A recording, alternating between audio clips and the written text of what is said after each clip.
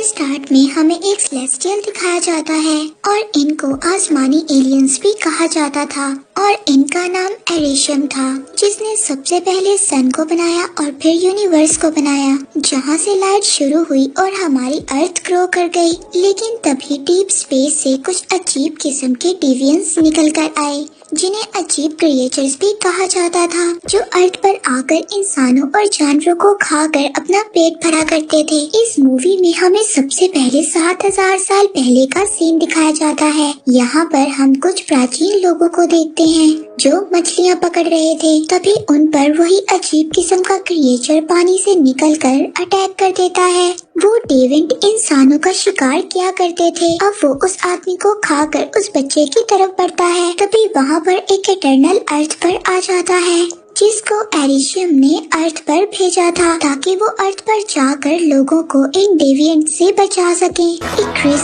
एक बहुत ही powerful eternal था।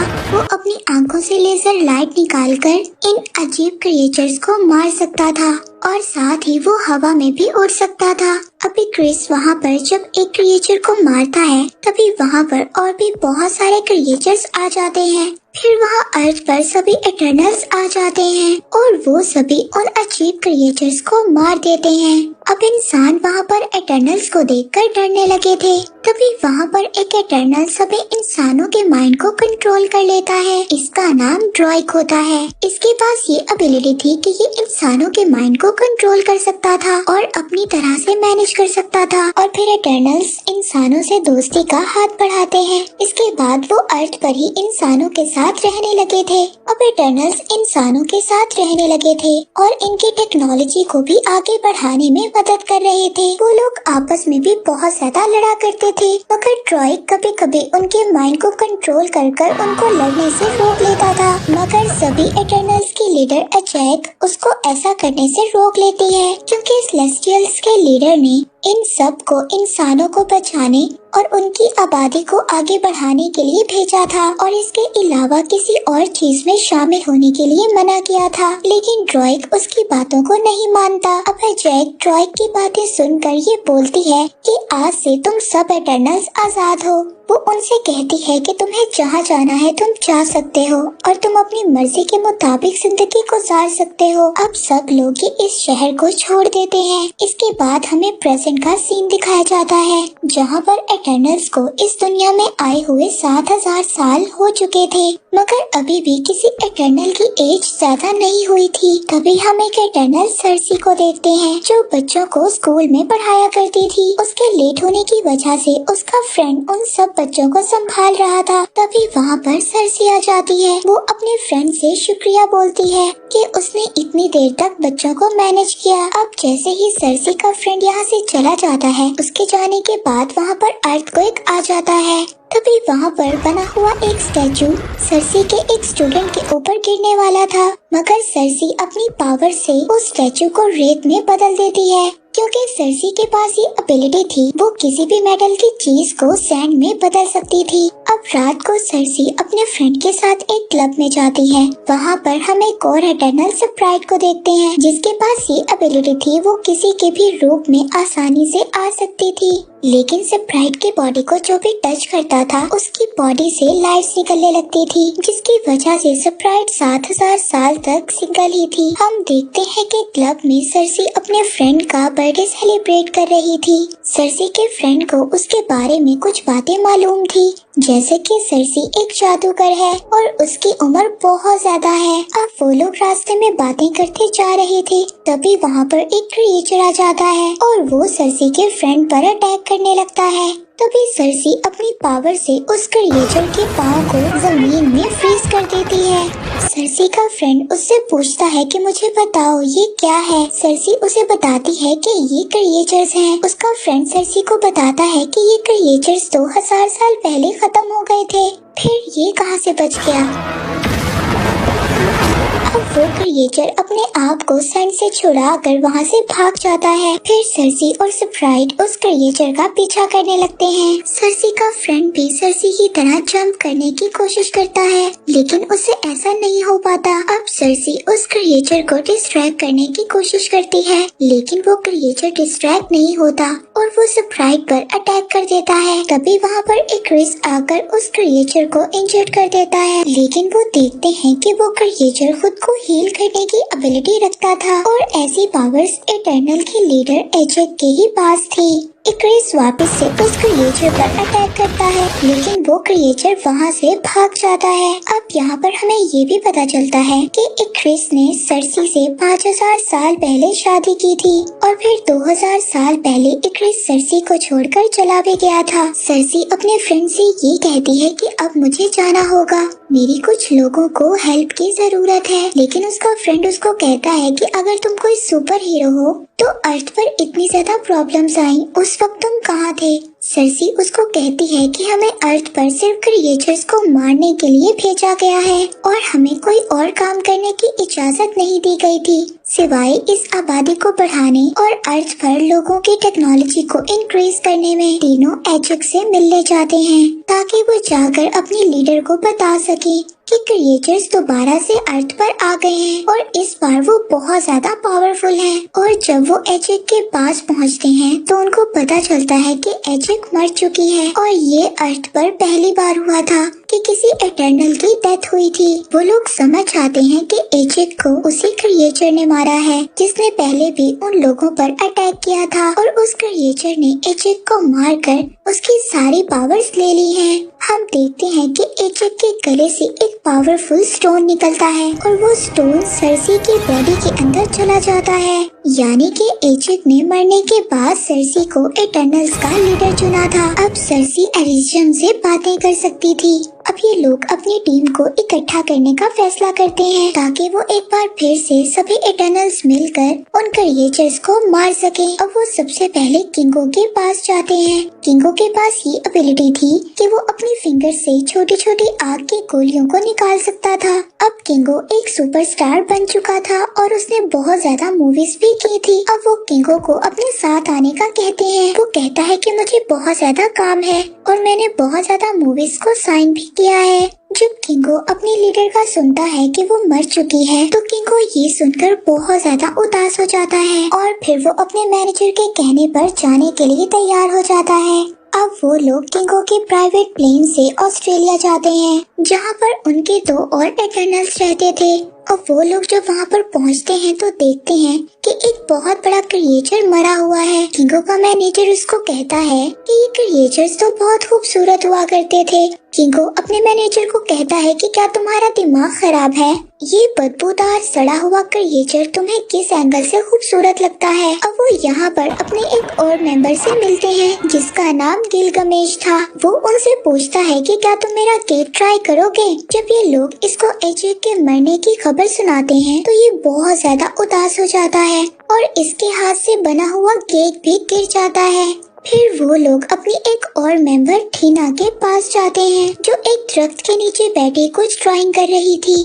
दरअसल ठीना को एक दौरा पड़ता था और जब उसको ऐसा होता था तो वो किसी पर भी अटैक कर देती थी और 7000 साल से गिलगमेश ही टीना के साथ रहता था और टीना के पास ऐसी एबिलिटी थी कि वो अपने हाथों से एक पावरफुल वेपन निकालकर अटैक कर सकती थी और जब टीना उन पर अटैक करने लगती है तो स्प्राइट वहाँ के माहौल को चेंज कर देती है और उसको ये बात याद दिलवाने की कोशिश करती है कि वो कौन लोग हैं और उनका मकसद क्या है। फिर जब गिलगमेश टीना को समझाता है तो वो नॉर्मल हो जाती है। इसके बाद फिर सब लोग मिलकर वहाँ पर खाना खाते हैं। फिर सर्सी उठकर वहाँ पर उस जगह पर जाती है जहाँ पर टीना बैठी ड्राइंग कर रही थी। वो उसकी ड्राइंग को देखती है और अपने लीडर से कांटेक्ट करने की कोशिश करती है और फिर उसकी सोल अपने किंग लीडर के पास पहुँच जाती है। वो वहाँ जाकर अपने किंग लीडर को बताती है कि क्रिएचर्स दोबारा अर्थ पर आ गए हैं और उन्होंने एजेक को मारकर उसकी ताकत को भी चुरा लिया है और अर्थ पर भी बहुत ज्यादा चीजें अजीब हो रही हैं। जिस पर एरिशियम उनका लीडर उसको बताता है कि ये एक एमरजेंस की निशानी है। सर्सी उससे पूछती है कि एमरजेंस क्या होता है। वो सर्सी से कहता है कि अब वक्त आ गया है तुम लोगों को तुम्हारे असल मकसद के बारे में बताया जाए। दरअसल तुम लोगों को अर्थ पर क्रिएचर्स को मारने के लिए भेजा गया था और मैंने कई हजार साल पर एक बीज अर्थ पर भी बोया था और उस बीज को बड़ा होने में अरबों सालों और इंसानों की एनर्जी चाहिए थी। लेकिन जब मैंने इंसानों और जानवरों को बनाया तो मुझसे एक गलती हो गई और उस गलती से वो अजीब डेविंट क्रिएचर्स पैदा हुए जो अर्थ पर लोगों की आबादी को खाकर खत्म कर रहे थे। तब मैंने तुम्हें और तुम्हारे जैसे बहुत ज्यादा एटर्नल्स को बनाया ताकि तुम्हारे जरिए मैं उन डेविंट्स क्रिएचर को मार सकूं। सर्सी उनसे पूछती है कि क्या ये बात एजेक को पता थी। यहाँ पर वो सर्सी को ये भी बताते हैं कि तुमने और एजेक ने कई बार सेलेस्टियल को अर्थ पर पैदा होने में मदद की है। तो सर्सी उनसे कहती है कि ये सब बातें मुझे क्यों नहीं याद। वो उसको कहते हैं कि मैं हर बार तुम्हारी यादों को इरेज कर देता हूँ, इसीलिए तुम्हें कुछ भी नहीं याद। यहाँ पर एक और बात भी हमें पता चलती है, जो टीना को ड्रीम्स आते थे वो उसकी पुरानी यादें थी जो अभी तक मुकम्मल तौर पर इरेज नहीं हुई थी। अब सर्सी दोबारा अर्थ पर आ जाती है और ये सब बातें अपने बाकी टीम मेंबर्स को भी बताती है। ये बातें सुनकर वो सभी लोग शॉक्ड हो जाते हैं। सर्सी उन सब से कहती है कि हमें इंसानों को बचाना होगा और इस एमरजेंस को होने से रोकना होगा, नहीं तो इसकी वजह से सारे इंसान मारे जाएंगे। तभी इक्रिस कहता है कि हमें बाकी लोगों को भी ढूंढने जाना होगा और फिर सब लोग जब हम मिल जाएंगे तो ये फैसला करेंगे कि हमें आगे क्या करना होगा। अब वो लोग अमेज़न के जंगलों में जाते हैं जहाँ पर ड्रूइग रहता था।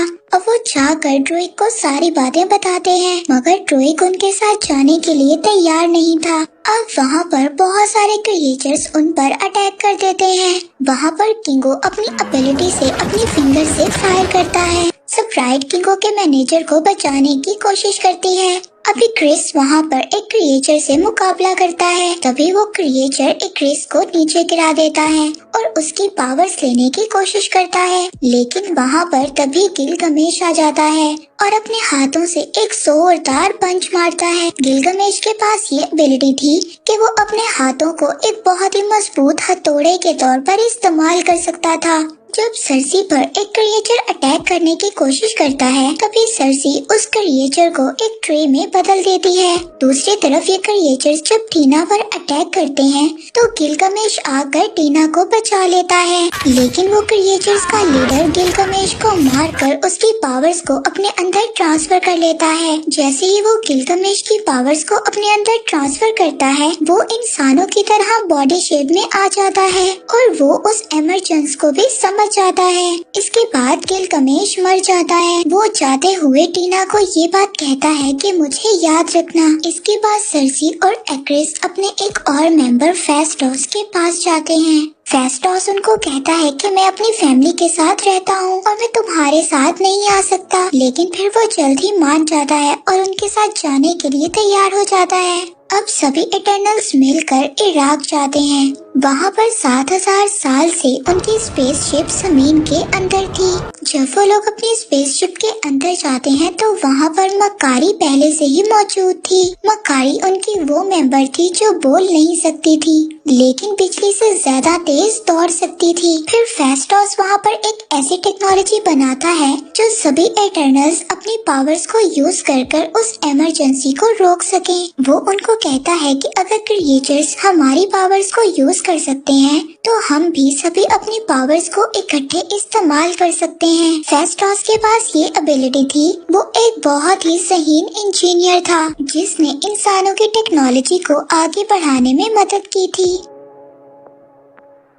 अब वहाँ पर सर्सी ने जो लॉकेट में स्टोन पहना हुआ था वो चमकने लगता है। इस बात से सर्सी को एहसास होता है कि एमरजेंस होने वाला है। फेस्टोस मक्कारी से कहता है कि तुम जाकर पता करो कि एमरजेंस कहाँ पर होने वाला है। अब मक्कारी पूरे अर्थ पर घूमकर एमरजेंस का पता लगा लेती है कि एमरजेंस कहाँ पर है। तभी वहाँ पर इक्रिस फेस्टोस की टेक्नोलॉजी मशीन को तोड़ देता है। इससे ये बात पता चलती है कि इक्रिस ने ही एजेक को मारा था।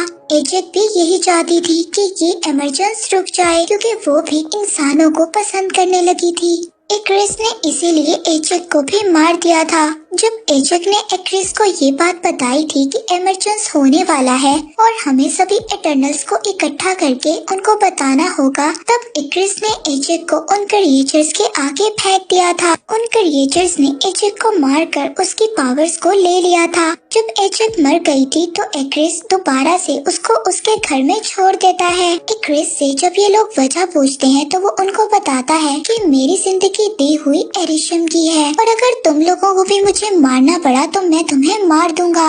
और ये सब कहकर इक्रिस वहाँ से चला जाता है और उसके साथ स्प्राइट भी चली जाती है। अब किंगो भी वहाँ से जाने वाला था। वो कहता है कि इक्रिस की हेल्प के बिना हम कुछ भी नहीं कर सकते और किंगो भी ये सब कहकर वहाँ से चला जाता है। अब उन तीनों के वहाँ से जाने के बाद और बाकी जो इटर्नल्स वहाँ पर बचे थे उनकी पावर्स काफी नहीं थी एमरजेंस को रोकने के लिए। तभी फेस्टोस सर्सी से कहता है कि जो तुम्हारे अंदर पावर्स हैं वो तुम्हें और एरिशम को साथ में जोड़ सकती हैं। वो कहता है कि हम एक यूनिबैंड बना सकते हैं जिससे वो एमरजेंस रुक जाएगा। अब वो सर्सी का स्टोन लेकर उससे एक बैंड तैयार करता है और फिर वो लोग अपने स्पेसशिप को लेकर उस जगह पर पहुंच जाते हैं जहां पर एमरजेंस स्टार्ट होने वाला था। वहां पर इक्रिस और स्प्राइट दोनों एमरजेंस को होते हुए देख रहे थे। तभी वहाँ पर बाकी इटर्नल्स भी आ जाते हैं उस एमरजेंस को रोकने के लिए। उस एमरजेंस से एक बहुत ही बड़ा सेलेस्टियल जो दुनिया के लिए बहुत ज्यादा खतरनाक था निकलने वाला था। अब वो लोग वहाँ पर अपने अपने बैंड को कनेक्ट करते हैं ताकि वो अपने पावर्स को यूज कर उस एमरजेंस को रोक सके। वहाँ पर इक्रिस ड्रोइक को उठाकर पीछे फेंक देता है। ये सब देखकर मक्कारी बहुत ज्यादा चीखती चिल्लाती है और वो इक्रिस को इतना ज्यादा मारती है कि इक्रिस ने 7000 साल में इतनी ज्यादा मार नहीं खाई होगी।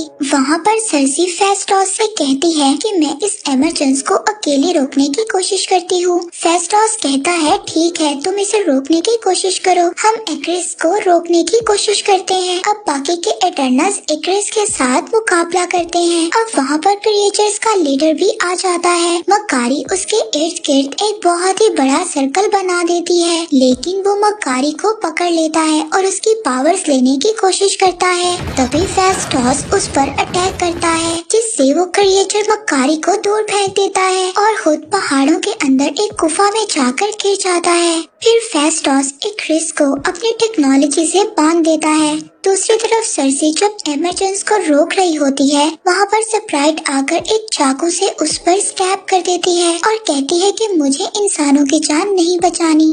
मैं 7000 साल से अर्थ पर हूँ, मुझे ये कभी भी नहीं पता चला कि प्यार क्या होता है और फैमिली किसे कहते हैं। तभी ड्रोइक वहाँ पर आ जाता है और स्प्राइट के सर पर अटैक कर देता है। दूसरी तरफ हम थीना को देखते हैं जिसको पास्ट की बातें परेशान कर रही थी और वो डेविन क्रिएचर गिलगमेश बनकर उसकी पावर्स लेने की कोशिश कर रहा था, लेकिन तभी टीना को होश आ जाता है। वो अपनी पावर से एक बहुत ही खतरनाक वेपन्स पैदा करती है और तभी उस क्रिएचर के टुकड़े कर देती है। हम देखते हैं कि एमरजेंस शुरू हो गया था और आहिस्ता आहिस्ता सेलेस्टियल के हाथ बाहर आने वाले थे। सर्सी अपनी पावर से उस सेलेस्टियल को रोकने की कोशिश कर रही थी। तभी इक्रिस भी छूट जाता है और सर्सी को मारने के लिए चला जाता है, मगर तभी उसको सर्सी के साथ बिताए हुए मोमेंट्स याद आने लगते हैं और फिर इक्रिस भी उनके साथ मिलकर उस एमरजेंस को रोकने में उनकी मदद करता है। अब एमरजेंस रुक जाती है और वो सेलेस्टियल और वो कयामत सेलेस्टियल पैदा होने से पहले ही मर जाता है और फिर इक्रिस आखिरी बार सर्सी को देखता है